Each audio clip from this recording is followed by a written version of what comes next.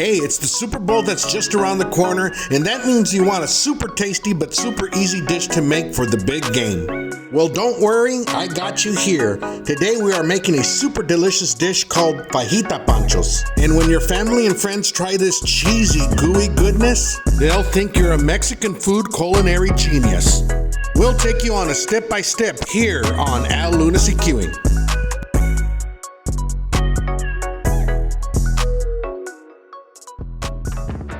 Welcome back, my good people. It's the 49ers versus the Chiefs. Who do you guys got? Leave it in the comments. Now let's get started. I'm using my Cooler Kitchens cutting board today. It has these color-coded marked mats for different foods you'll be using them on. The green one is to cut fruits and veggies, but first let's cut some tortilla chips by cutting these corn tortillas into quarters. We start off with a stack of tortillas that we will cut straight down the center. By the way, I am using one of my favorite knives, a Victorinox boning knife. Many of these items I'm using today are available in my Amazon storefront, link in the video description. Now in the next cut, we will quarter them. We do this on both sides, and then we'll have our shape of our corn tortilla chips. And now we'll fry them. About half an inch of vegetable oil in the pan, and we are at about 350 degrees Fahrenheit. We place the cut corn tortillas in the oil, and in about a minute we will flip them over. It really doesn't take long at all. We get a bowl lined with paper towels to soak off the grease from the chips, and into the bowl they go.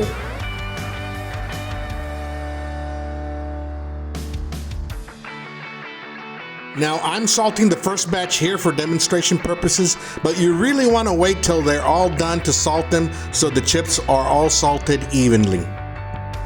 And once we are all done with our chips, we go back to the cutting board to cut our meat.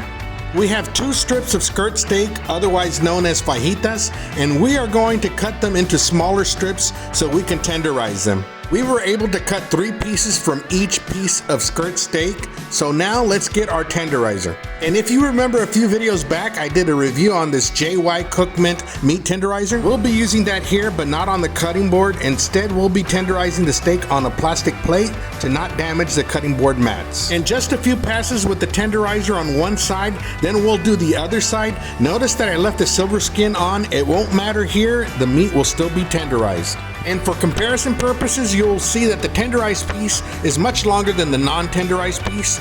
You will notice the tiny holes that it leaves will be perfect for our seasoning to penetrate the meat further. We are using Fiesta steak seasoning today. It's a seasoning that's made in San Antonio, Texas, and it has a great flavor for any piece of steak.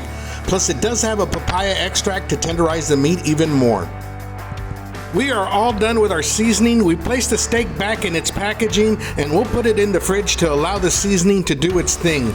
Next, we are going to prepare our Pico Theo. I got this set of stainless steel bowls that are perfect for that. That's in our Amazon storefront as well. I like to use serrano pepper instead of jalapeno for my Pico Theo. I also like to use white vinegar as an alternative to lime juice. You get the same tanginess as lime, but no sour. 2 capfuls are enough. I also like to use fajita seasoning to salt the Pico Theo. It adds that extra layer of flavor.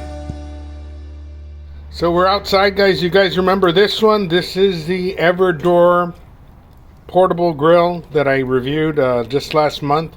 We still got it. It's working excellent. We're going to put the fajitas over it. We got a great fire going on. So yeah, let's get to it. Okay, guys, so this is the first steak on there.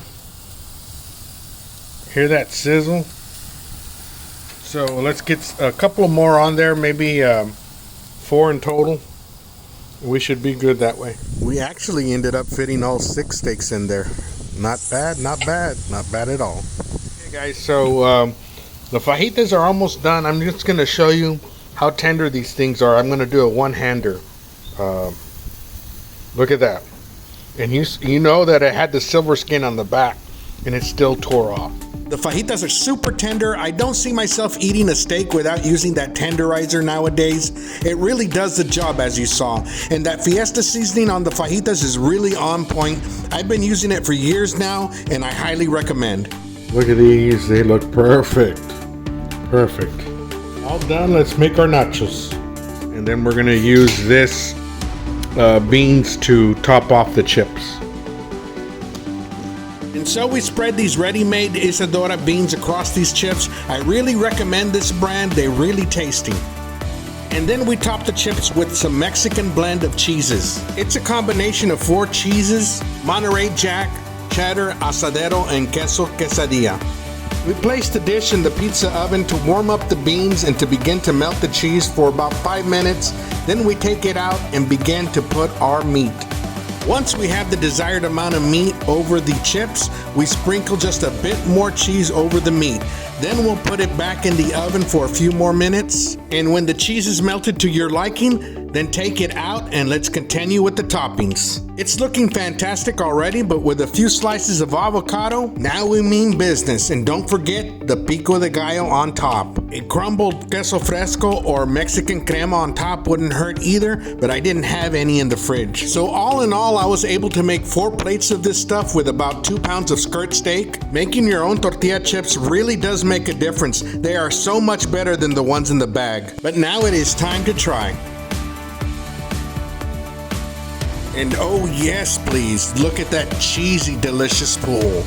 Guys and gals, although I would consider this an appetizer, it's really a meal within itself. It really comes together really easy with just a little bit of preparation, and it makes a great game day finger food.